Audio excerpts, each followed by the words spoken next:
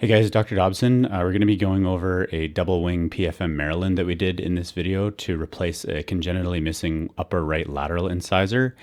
So here's some progress photos and teaser footage. This is as the patient presents.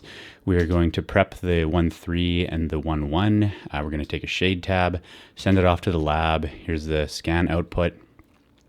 And then the lab is going to send us back this unit here. We're going to try it in and then cement it like so. And we will get into the footage proper. Here is the final result. So before we get into the beginning of the case, here's the case in photos. Congenitally missing 1-2. The patient had been wearing a Essex retainer for a long time to replace it, which is a removable device that they wanted to have a fixed solution for. So talk about options. We can either do an implant, in which case a ridge split graft would have to be done, which they weren't interested in. So we said that why don't we do a Maryland, because it's going to be the most conservative option without having to do a conventional bridge where you'd have to prep the teeth into all the front teeth basically. So we are going to prep. We're going to take a shade tab here for the lab. I'm actually going to send this to a large lab in BC here. They actually consulted me and said that this is a double wing PFM bridge recommendation as opposed to a single wing Emax or zirconia, which I was okay with. So here's the shade tab. They're going to send us back the unit here, and there's a photo of it. They actually, the first try-in was not aesthetically good enough, so we actually sent it back. There's a couple more shade tabs we said, please redo. So they did. There's another exposure level. They sent back this unit, which was still a little bit dark, but we were actually able to adjust it chairside just by taking a burr and shaving off some of the stain until we got to satisfactory aesthetics, there's where we ended up. So to start the procedure, we're going to do a infiltration with articaine before we prep the teeth. You probably get away without anesthesia in a case like this because you're not prepping too deep, but we decided to freeze anyway. Here's they had orthodontics, so they had this bonded wire placed to hold the ortho in place, and this little bit of flowable composite is to index the Essex retainer that they had. So we'll zip the wire off before we prep the lingual surfaces of the teeth. And you can do prepless Maryland bridges in certain cases if the bite is open, but there was too much contact, so we're going to take a 0.5 millimeter to 1 millimeter off of the lingual surfaces before we send it to the lab. And I'm just going to fast forward through that, checking the bite to ensure that we have at least 0.5 millimeter where we want the bridge to bond to. I'm going to take a KS1 and do the margins on the canine, and finishing without any water so that we can very clearly see the margins. And we're far enough from the pulp that you can get away without having to use water irrigation. And then we will prep a little retentive pothole, checking the bite again periodically. Going to do the same thing for the 1-1. Going to fast forward through this. Basically just a round burr and a KS1 for the reduction. And then we'll just use a really tiny round diamond to make our retentive potholes.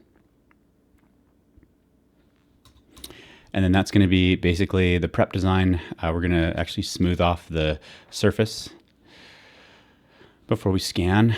I've seen posts by Marcus Blatz that say that actually retention's better with a smoother prep surface. So just going to take this carbide and run it across the surface. Going to take our scan with the Trios 4 and then send that to the lab with a couple of shade tabs.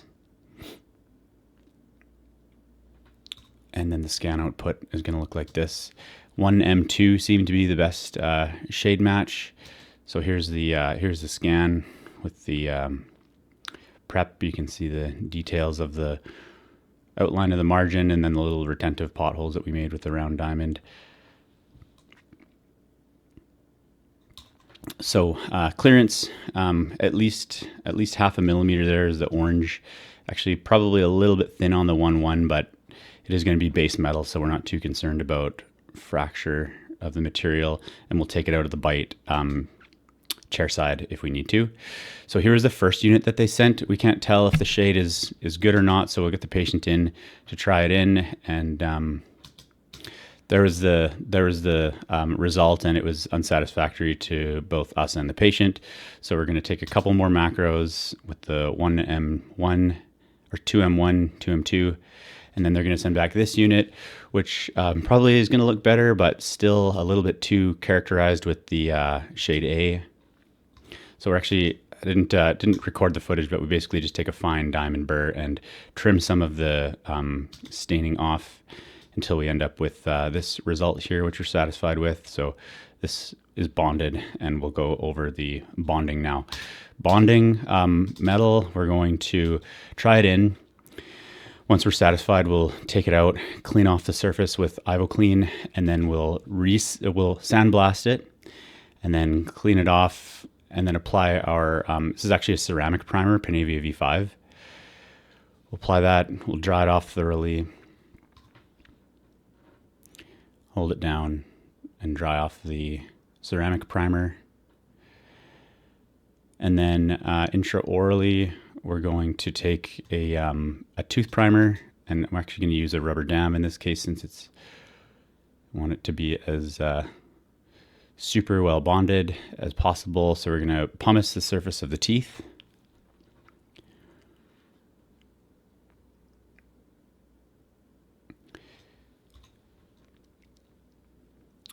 And then we'll apply the Panavia tooth primer, drying off thoroughly. Oh, actually, we're going to etch first. Etch for 5 seconds. Rinse that off. And then we're going to apply the tooth primer. So drying Panavia tooth primer, you're going to scrub it in really good. And then we'll apply some air to it before we put on some unfilled resin bonding agent.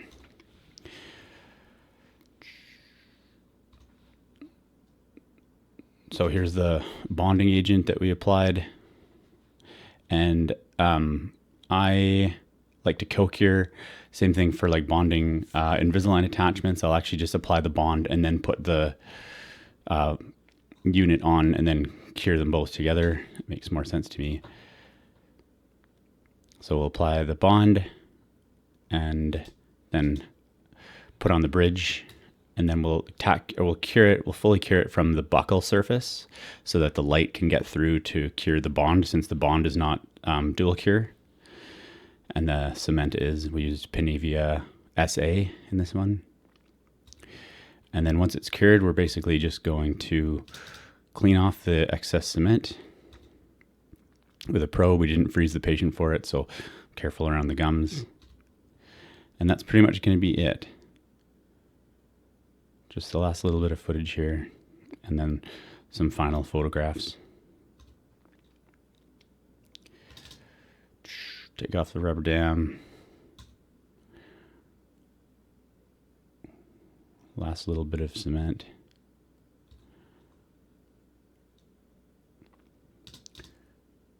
Get the lingual.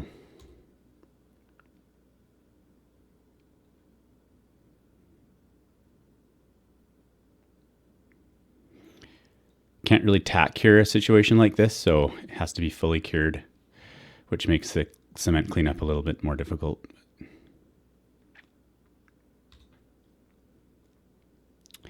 And this was done about a month or two ago. See the patient around town and she's happy with it.